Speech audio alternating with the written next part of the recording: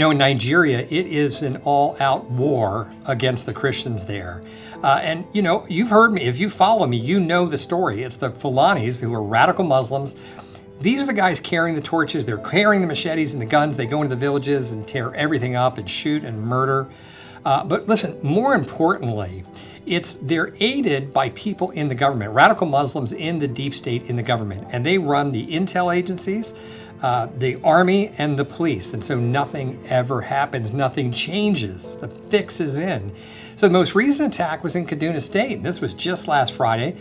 There was a seminary that was attacked, and the radicals came in and they set the buildings ablaze. And luckily, most of the priests were able to make it out. But one young seminarian was trapped in the buildings and burned to death. It's horrible. Now, the seminary knew, they had caught wind that they were going to be attacked, and they had appealed to the authorities for help and for protection. And the authorities did show up. But there's just one problem. They showed up after the attack. And listen, that is not the first time we've seen this. And it's so frustrating. Look, the fix is in. Nothing changes. There's no excuse that works. There's no excuse that Washington, D.C. should accept from Nigeria.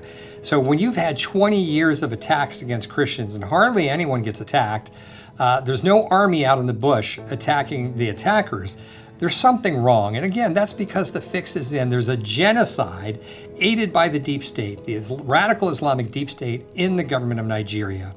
And again, a slow-moving genocide against Christians, and the blood of the saints is crying out in Nigeria.